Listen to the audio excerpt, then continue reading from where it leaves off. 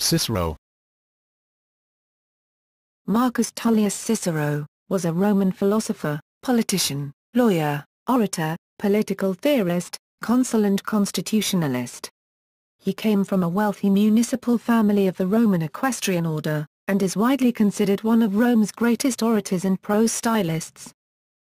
His influence on the Latin language was so immense that the subsequent history of prose in not only Latin but European languages up to the 19th century was said to be either a reaction against or a return to his style. According to Michael Grant, the influence of Cicero upon the history of European literature and ideas greatly exceeds that of any other prose writer in any language.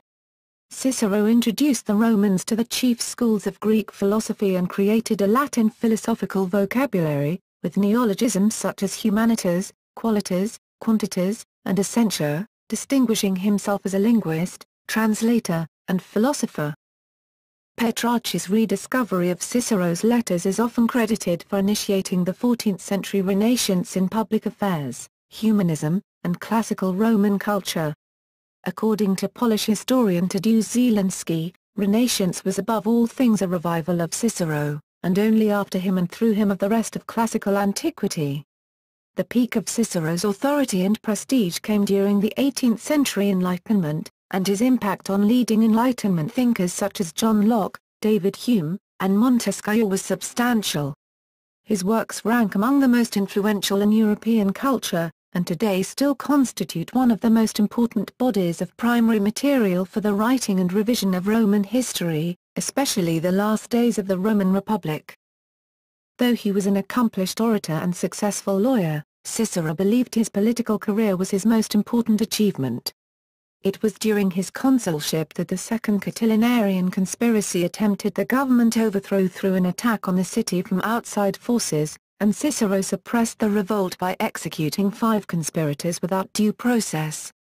During the chaotic latter half of the 1st century BC marked by civil wars and the dictatorship of Gaius Julius Caesar, Cicero championed a return to the traditional republican government. Following Julius Caesar's death, Cicero became an enemy of Mark Antony in the ensuing power struggle, attacking him in a series of speeches. He was proscribed as an enemy of the state by the Second Triumvirate and consequently killed in 43 BC. Personal life. Early life. Cicero was born in 106 BC in Arpinum, a hill town 100 kilometers, 62 miles, southeast of Rome. His father was a well-to-do member of the equestrian order and possessed good connections in Rome. However, being a semi-invalid, he could not enter public life and studied extensively to compensate. Although little is known about Cicero's mother, Helvia, it was common for the wives of important Roman citizens to be responsible for the management of the household. Cicero's brother Quintus wrote in a letter that she was a thrifty housewife. Cicero's cognomen, or personal surname, comes from the Latin for chickpea, Cicer. Plutarch explains that the name was originally given to one of Cicero's ancestors who had a cleft in the tip of his nose resembling a chickpea. However, it is more likely that Cicero's ancestors prospered through the cultivation and sale of chickpeas. Romans often chose down-to-earth personal surnames. The famous family names of Fabros, Lentulus, and Piso come from the Latin names of beans, lentils, and peas. Plutarch writes that Cicero was urged to change this deprecatory name when he entered politics, but refused, saying that he would make Cicero more glorious than Scaurus, swollen-ankled and cadulous, puppy. During this period in Roman history, to be considered cultured meant being able to speak both Latin and Greek. Cicero, like most of his contemporaries, was therefore educated in the teachings of the ancient Greek philosophers, poets and historians. The most prominent teachers of oratory at that time were themselves Greek. Cicero used his knowledge of Greek to translate many of the theoretical concepts of Greek philosophy into Latin, thus translating Greek philosophical works for a larger audience. It was precisely his broad education that tied him to the traditional Roman elite. According to Plutarch, Cicero was an extremely talented student, whose learning attracted attention from all over Rome, affording him the opportunity to study Roman law under Quintus Messius Scaevola. Cicero's fellow students were Gaius Marius Minor, Servius Sulpicius Rufus, who became a famous lawyer, one of the few whom Cicero considered superior to himself in legal matters, and Titus Pomponius.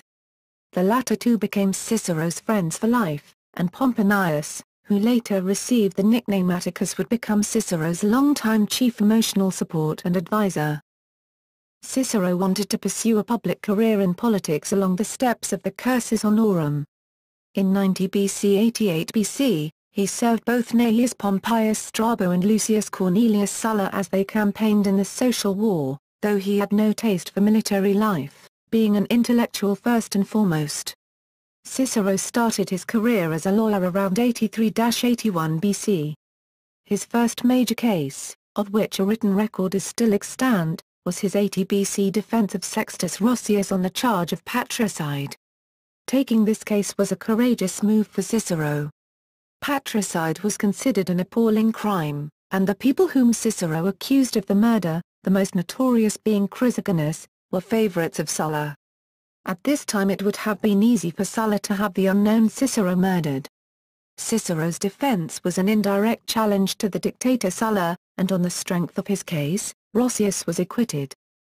Cicero's case was divided into three parts. The first was explaining exactly the charge brought by Roscius.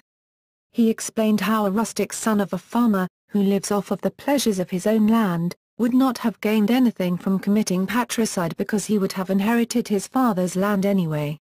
The second was the boldness and greed of two of the accusers, Magnus and Capito. Cicero tells the jury that they are the more likely perpetrators for murder because they are both greedy for conspiring together against a fellow kinsman, and Magnus' boldness for being unashamed to appear in court to support the false charges. The third explained that Chrysogonus had immense political power and the accusation was successfully made due to that power. Even though Chrysogonus may not have been what Cicero said he was, but through rhetoric, Cicero successfully made him appear to be a foreign freedman who was clever enough to take advantage of the aftermath of the Civil War, and prosper. It showed what kind of a person he was and that something like murder was not beneath him.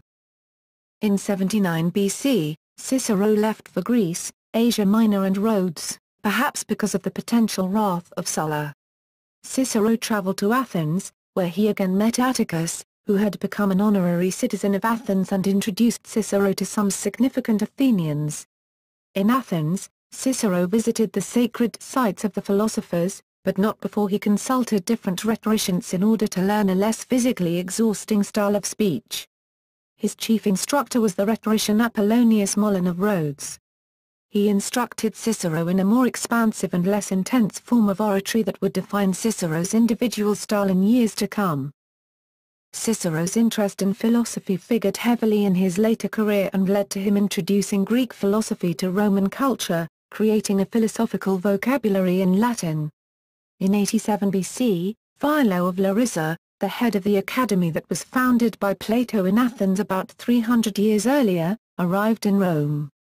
Cicero, inspired by an extraordinary zeal for philosophy, sat enthusiastically at his feet and absorbed Plato's philosophy. He admired especially Plato's moral and political seriousness, but he also respected his breadth of imagination. Cicero nonetheless rejected Plato's theory of ideas. Cicero said of Plato's dialogues, that if Zeus were to speak, he would use their language. Public career. Early political career. His first office was as one of the 20 annual ANALIStas, a training post for serious public administration in a diversity of areas, but with a traditional emphasis on administration and rigorous accounting of public monies under the guidance of a senior magistrate or provincial commander. Cicero served as quaestor in western Sicily in 75 BC and demonstrated honesty and integrity in his dealings with the inhabitants. As a result, the grateful Sicilians asked Cicero to prosecute Gaius Verres, the governor of Sicily, who had badly plundered Sicily. His prosecution of Gaius Verres was a great forensic success for Cicero.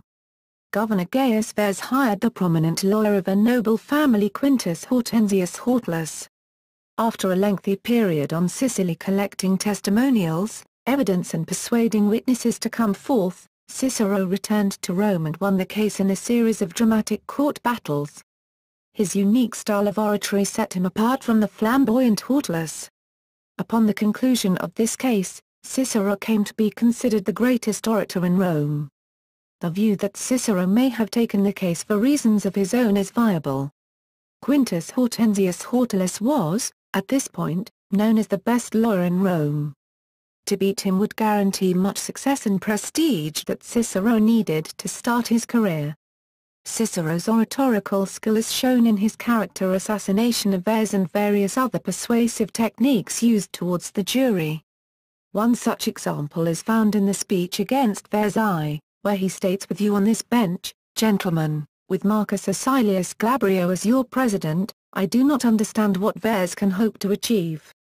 Oratory was considered a great art in ancient Rome and an important tool for disseminating knowledge and promoting oneself in elections, in part because there were no regular newspapers or mass media at the time.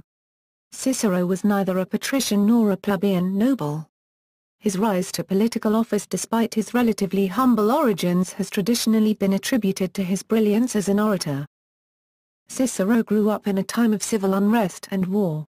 Sulla's victory in the first of a series of civil wars led to a new constitutional framework that undermined liberty, the fundamental value of the Roman Republic. Nonetheless, Sulla's reforms strengthened the position of the equestrian class, contributing to that class's growing political power. Cicero was both an Italian ex and a novus homo, but more importantly he was a Roman constitutionalist. His social class and loyalty to the Republic ensured that he would command the support and confidence of the people as well as the Italian middle classes. The fact that the Optimates faction never truly accepted Cicero undermined his efforts to reform the Republic while preserving the constitution. Nevertheless, he was able to successfully ascend the Roman cursus honorum, holding each magistracy at or near the youngest possible age, Caesta in 75 BC, age 31, Edile in 69 BC, age 37, and Praetor in 66 BC, age 40, where he served as president of the Reclamation, or Extortion, Court. He was then elected consul at age 43. Consul. Cicero was elected consul for the year 63 BC. His co-consul for the year, Gaius Antonius Hybrida, played a minor role. During his year in office, he thwarted a conspiracy centered on assassinating him and overthrowing the Roman Republic with the help of foreign armed forces, led by Lucius Sergius Catilina. Cicero procured a senatus consultum ultimum, a declaration of martial law, and drove Catiline from the city with 4 vehement speeches, the Catiline orations, which to this day remain outstanding examples of his rhetorical style. The orations listed Catiline and his followers' debaucheries, and denounced Catiline's senatorial sympathizers as roguish and dissolute debtors clinging to Catiline as a final and desperate hope. Cicero demanded that Catiline and his followers leave the city. At the conclusion of his first speech, Catiline hurriedly left the Senate, which was being held in the Temple of Jupiter Stator. In his following speeches, Cicero did not directly address Catiline. He delivered the second and third orations before the people, and the last one again before the Senate. By these speeches, Cicero wanted to prepare the Senate for the worst possible case. He also delivered more evidence against Catiline.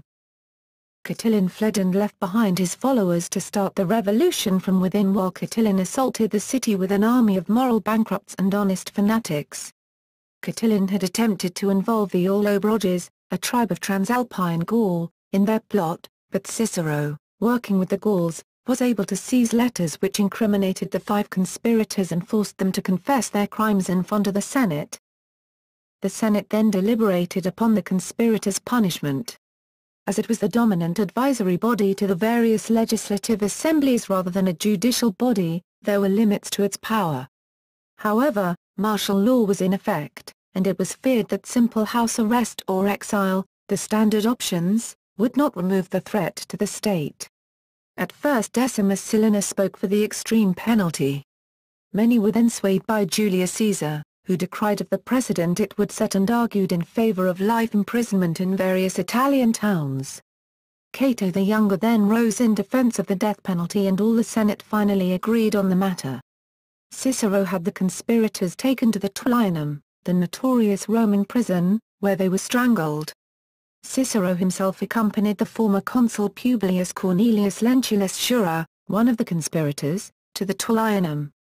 Cicero received the honorific Pater Patriae for his efforts to suppress the conspiracy, but lived thereafter in fear of trial or exile for having put Roman citizens to death without trial. After the conspirators were put to death, Cicero was proud of his accomplishment. Some of his political enemies argued that though the act gained Cicero popularity, he exaggerated the extent of his success. He overestimated his popularity again several years later after being exiled from Italy and then allowed back from exile. At this time, he claimed that the Republic would be restored along with him. Exile and return. In 60 BC Julius Caesar invited Cicero to be the fourth member of his existing partnership with Pompey and Marcus Licinius Crassus, an assembly that would eventually be called the First Triumvirate. Cicero refused the invitation because he suspected it would undermine the Republic. In 58 BC, Publius Clodius Pulcher, the tribune of the plebs, introduced a law, the Lex Claudii, threatening exile to anyone who executed a Roman citizen without a trial. Cicero, having executed members of the Second Catilinarian conspiracy 4 years previously without formal trial, and having had a public falling out with Clodius, was clearly the intended target of the law. Cicero argued that the Senatus Consultum Ultimum indemnified him from punishment, and he attempted to gain the support of the senators and consuls, especially of Pompey. When help was not forthcoming, he went into exile. He arrived at Thessalonica, Greece, on May 23, 58 BC. Cicero's exile caused him to fall into depression. He wrote to Atticus, "Your pleas have prevented me from committing suicide. But what is there to live for? Don't blame me for complaining. My afflictions surpass any you ever heard of earlier." After the intervention of recently elected tribune Titus Annius Milo, the Senate voted in favor of recalling Cicero from exile. Clodius cast a single vote against the decree. Cicero returned to Italy on August 5, 57 BC, landing at Brundisium. He was greeted by a cheering crowd, and, to his delight, his beloved daughter Tullia. Cicero tried to reintegrate himself into politics, but his attack on a bill of Caesar's proved unsuccessful. The conference at Lucca in 56 BC forced Cicero to make a recantation and pledge his support to the triumvirate. With this, a cowed Cicero retreated to his literary works. It is uncertain whether he had any direct involvement in politics for the following few years. He only reluctantly accepted a promagistracy in Cilicia for 51 BC, after a shortage of eligible governors was created by legislation requiring an interval of 5 years between a consulship or praetorship and a provincial command. He was absent from Italy as proconsul of Cilicia from May 51 to November 50 BC. Accompanied by his brother Quintus as a legate, he was mostly spared from warfare due to internal conflict among the Parthians, yet for storming a mountain fortress he acquired the title of imperator. Julius Caesar's Civil War. The struggle between Pompey and Julius Caesar grew more intense in 50 BC.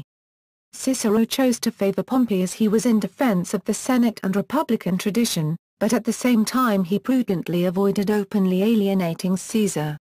When Caesar invaded Italy in 49 BC, Cicero fled Rome. Caesar, seeking the legitimacy and endorsement by a senior senator would provide, courted Cicero's favor, but even so Cicero slipped out of Italy and traveled to Dyrrhachium, Epidamnos, Illyria, where Pompey's staff was situated. Cicero traveled with the Pompeian forces to Pharsalus in 48 BC, though he was quickly losing faith in the competence and righteousness of the Pompeian lot. Eventually, he provoked the hostility of his fellow senator Cato, who told him that he would have been of more use to the cause of the Optimates if he had stayed in Rome. After Caesar's victory at Pharsalus, Cicero returned to Rome only very cautiously.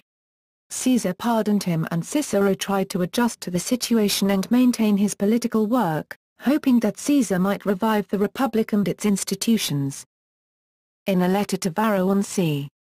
April 20, 46 BC, Cicero outlined his strategy under Caesar's dictatorship. Cicero, however, was taken completely by surprise when the liberators assassinated Caesar on the Ides of March, 44 BC. Cicero was not included in the conspiracy, even though the conspirators were sure of his sympathy. Marcus Junius Brutus called out Cicero's name, asking him to restore the Republic when he lifted the blood-stained dagger after the assassination. A letter Cicero wrote in February 43 BC to Trebonius, one of the conspirators, began, "How I could wish that you had invited me to that most glorious banquet on the Ides of March." Cicero became a popular leader during the period of instability following the assassination. He had no respect for Mark Antony, who was scheming to take revenge upon Caesar's murderers. In exchange for amnesty for the assassins, he arranged for the Senate to agree not to declare Caesar to have been a tyrant, which allowed the Caesarians to have lawful support and kept Caesar's reforms and policies intact. Opposition to Mark Antony and death. Cicero and Antony now became the two leading men in Rome, Cicero as spokesman for the Senate. Antony as consul, leader of the Caesarian faction, and unofficial executor of Caesar's public will. Relations between the two, never friendly, worsened after Cicero claimed that Antony was taking liberties in interpreting Caesar's wishes and intentions. Octavian was Caesar's adopted son and heir. After he returned to Italy, Cicero began to play him against Antony. He praised Octavian, declaring he would not make the same mistakes as his father. He attacked Antony in a series of speeches he called the Philippics, after Demosthenes' denunciations of Philip II of Macedon. At the time Cicero's popularity as a public figure was unrivaled. Cicero supported Decimus Junius Brutus Albinus as governor of Cisalpine Gaul, Gallia Cisalpina, and urged the Senate to name Antony an enemy of the state. The speech of Lucius Piso, Caesar's father-in-law, delayed proceedings against Antony. Antony was later declared an enemy of the state when he refused to lift the siege of Mutina, which was in the hands of Decimus Brutus. Cicero's plan to drive out Antony failed. Antony and Octavian reconciled and allied with Lepidus to form the Second Triumvirate after the successive battles of Forum Gallorum and Mutina. The Triumvirate began proscribing their enemies and potential rivals immediately after legislating the alliance into official existence for a term of 5 years with Consular Imperium. Cicero and all of his contacts and supporters were numbered among the enemies of the state, and reportedly, Octavian argued for 2 days against Cicero being added to the list. Cicero was one of the most viciously and doggedly hunted among the proscribed. He was viewed with sympathy by a large segment of the public and many people refused to report that they had seen him. He was caught December 7, 43 BC leaving his villa in Formae in a litter going to the seaside where he hoped to embark on a ship destined for Macedonia. When his killers, Heurnius, a centurion, and Popilius, a tribune, arrived, Cicero's own slaves said they had not seen him, but he was given away by Philologus, a freed slave of his brother Quintus Cicero. Cicero's last words are said to have been, "There is nothing proper about what you are doing, soldier, but do try to kill me properly." He bowed to his captors, leaning his head out of the litter in a gladiatorial gesture to ease the task. By baring his neck and throat to the soldiers, he was indicating that he wouldn't resist. According to Plutarch, Heurnius first slew him, then cut off his head. On Antony's instructions his hands, which had penned the Philippics against Antony, were cut off as well. These were nailed along with his head on the rostra in the Forum Romanum according to the tradition of Marius and Sulla, both of whom had displayed the heads of their enemies in the Forum. Cicero was the only victim of the proscriptions to be displayed in that manner. According to Cassius Dio, in a story often mistakenly attributed to Plutarch, Antony's wife Fulvia took Cicero's head, pulled out his tongue, and jabbed it repeatedly with her hairpin in final revenge against Cicero's power of speech. Cicero's son, Marcus Tullius Cicero Minor, during his year as a consul in 30 BC, avenged his father's death, to a certain extent, when he announced to the Senate Mark Antony's naval defeat at Actium in 31 BC by Octavian and his capable commander-in-chief, Agrippa. Octavian, or Augustus, as he was later called, is reported to have praised Cicero as a patriot and a scholar of meaning in later times, within the circle of his family.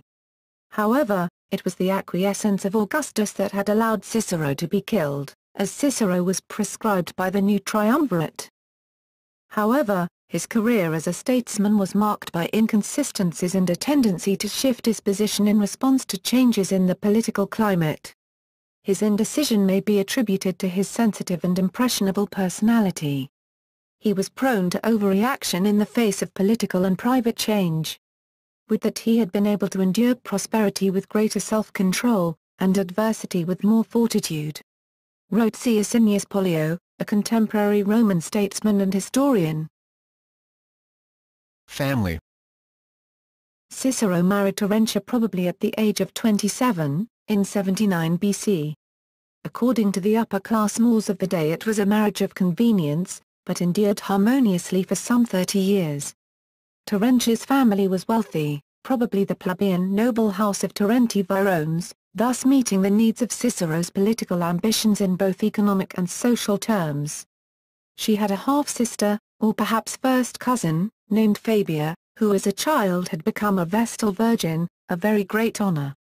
Terentia was a strong-willed woman and, citing Plutarch, she took more interest in her husband's political career than she allowed him to take in household affairs. In the 50s BC, Cicero's letters to Terentia became shorter and colder. He complained to his friends that Terentia had betrayed him but did not specify in which sense. Perhaps the marriage simply could not outlast the strain of the political upheaval in Rome, Cicero's involvement in it, and various other disputes between the two. The divorce appears to have taken place in 51 BC or shortly before. In 46 or 45 BC, Cicero married a young girl, Publilia, who had been his ward. It is thought that Cicero needed her money, particularly after having to repay the dowry of Terentia, who came from a wealthy family. This marriage did not last long. Although his marriage to Terentia was one of convenience, it is commonly known that Cicero held great love for his daughter Tullia. When she suddenly became ill in February 45 BC and died after having seemingly recovered from giving birth to a son in January, Cicero was stunned.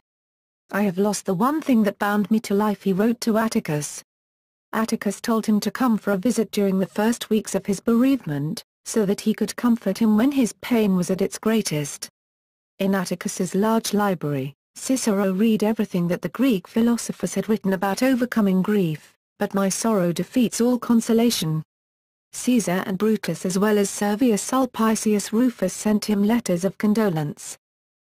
Cicero hoped that his son Marcus would become a philosopher like him, but Marcus himself wished for a military career.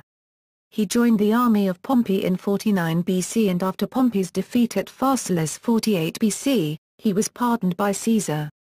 Cicero sent him to Athens to study as a disciple of the peripatetic philosopher Critippus in 48 BC, but he used this absence from his father's vigilant eye to eat, drink and be merry. After Cicero's murder he joined the army of the liberators but was later pardoned by Augustus. Augustus' bad conscience for not having objected to Cicero's being put on the proscription list during the Second Triumvirate led him to aid considerably Marcus Minor's career. He became an augur, and was nominated consul in 30 BC together with Augustus.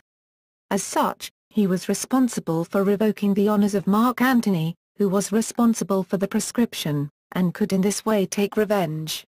Later he was appointed proconsul of Syria and the province of Asia. Legacy. Cicero has been traditionally considered the master of Latin prose, with Quintilian declaring Cicero was not the name of a man, but of eloquence itself. He is credited with transforming Latin from a modest utilitarian language into a versatile literary medium capable of expressing abstract and complicated thoughts with clarity.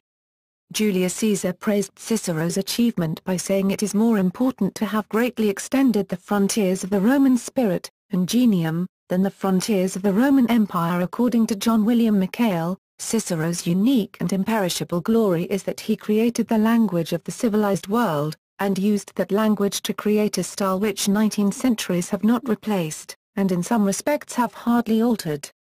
Cicero was also an energetic writer with an interest in a wide variety of subjects in keeping with the Hellenistic philosophical and rhetorical traditions in which he was trained.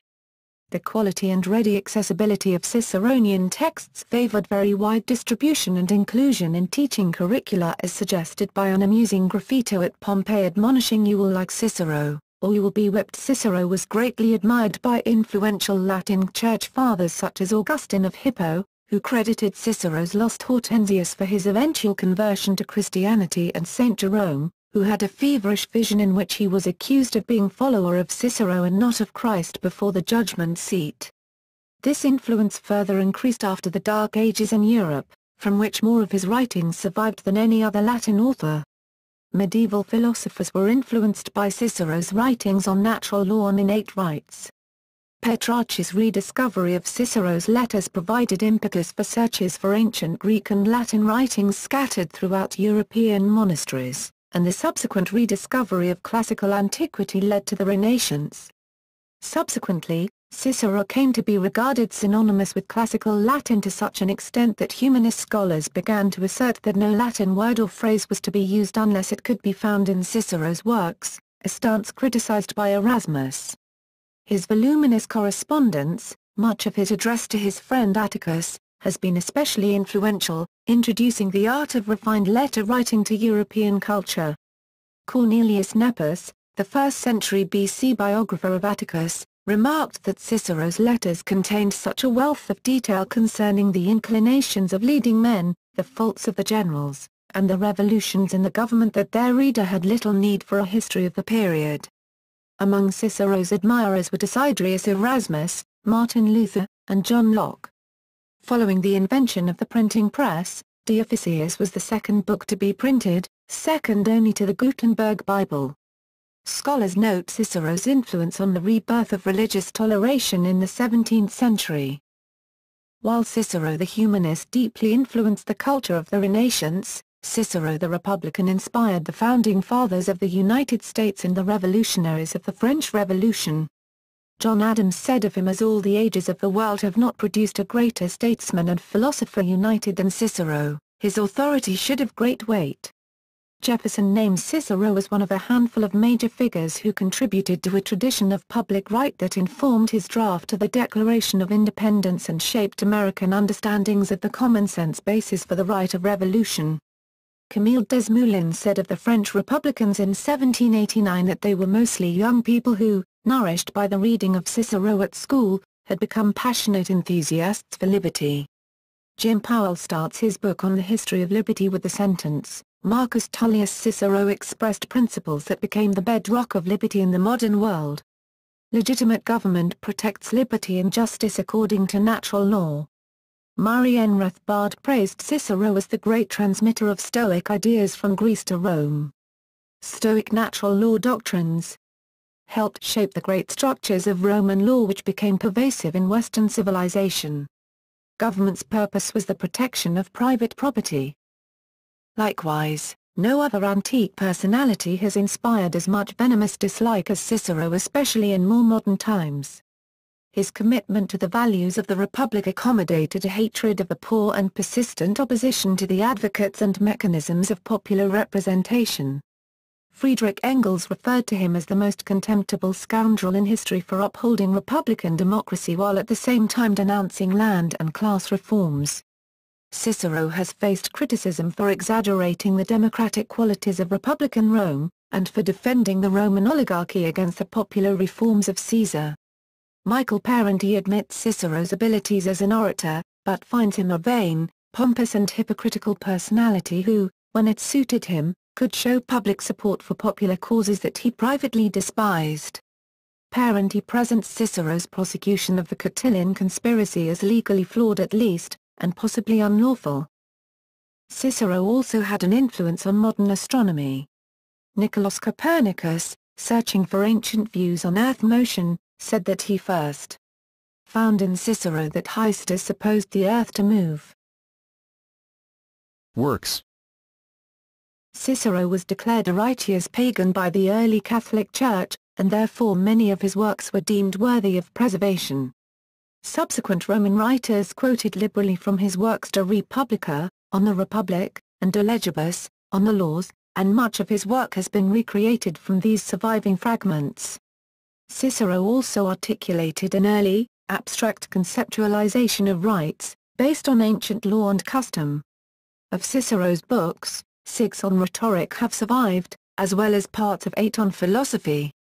Of his speeches, 88 were recorded, but only 58 survive.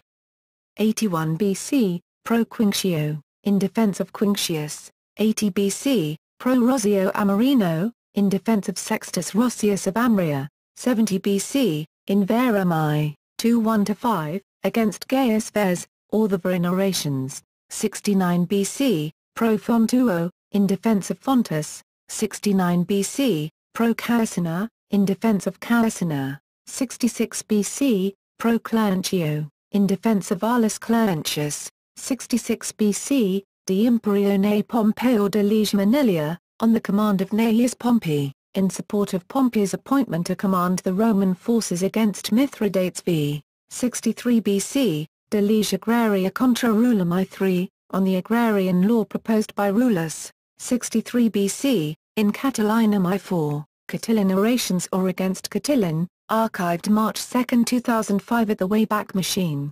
63 BC, Pro Rabirio Podalianus Rio, in defense of Gaius Rabirius, in the court for treason. 62 BC, Pro Sulla, in defense of Faustus Sulla. 62 BC, Pro Archia Peter, in defense of Aulus Licinius Archias the poet. 59 BC, Pro Flacco, in defense of Flaccus.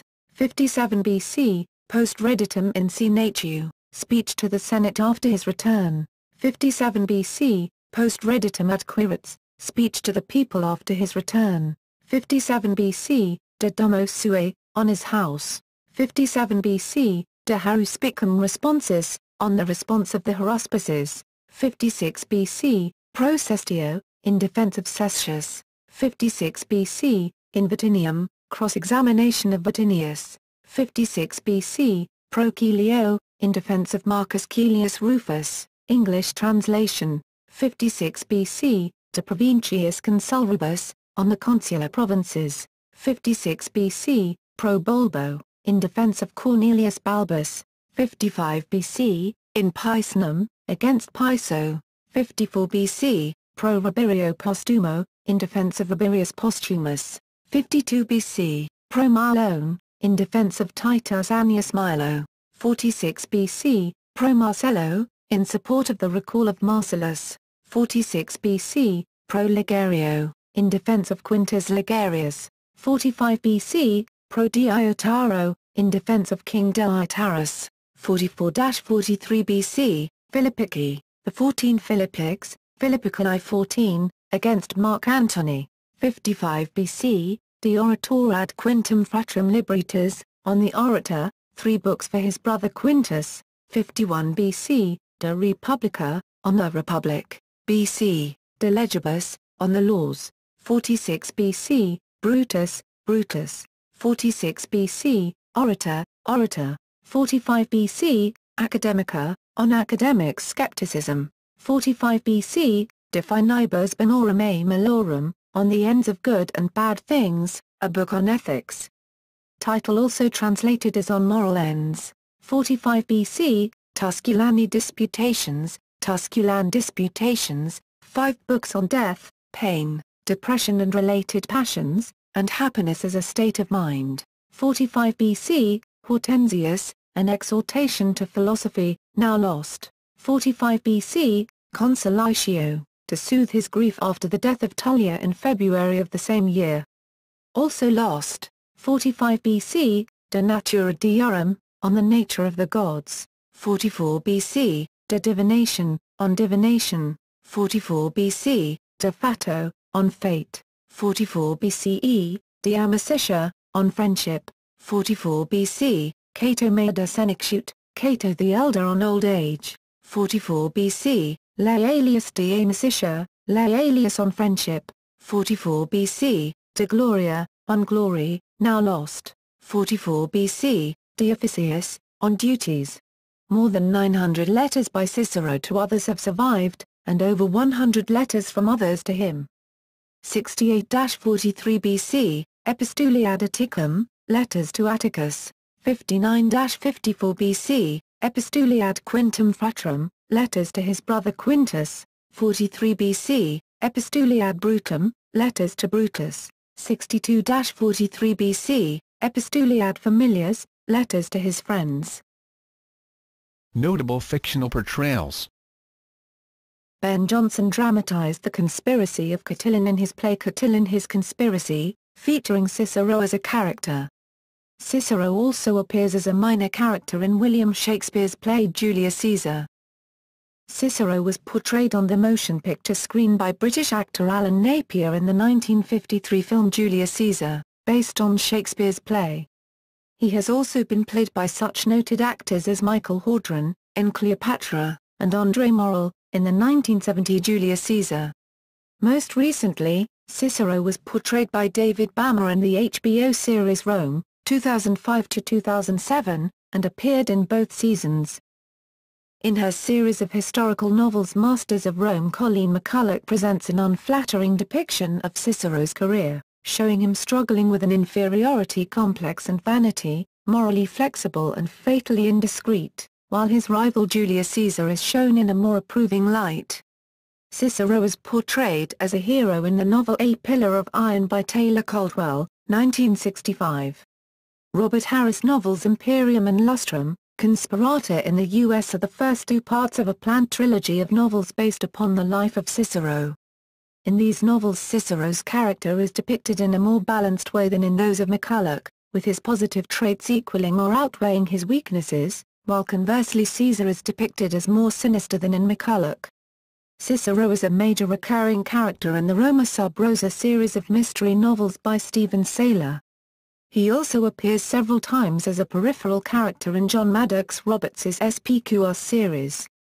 Roberts's protagonist, Decius Metellus, admires Cicero for his erudition, but is disappointed by his lack of real opposition to Caesar, as well as puzzled by his relentless fawning on the Optimates, who secretly despise Cicero as a parvenu.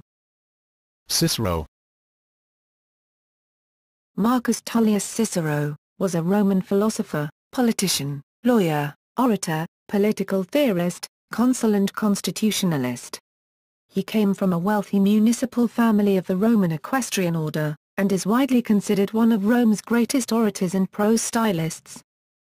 His influence on the Latin language was so immense that the subsequent history of prose in not only Latin but European languages up to the 19th century was said to be either a reaction against or a return to his style. According to Michael Grant, the influence of Cicero upon the history of European literature and ideas greatly exceeds that of any other prose writer in any language. Cicero introduced the Romans to the chief schools of Greek philosophy and created a Latin philosophical vocabulary, with neologisms such as humanitas, qualitas, quantitas, and essentia, distinguishing himself as a linguist, translator, and philosopher.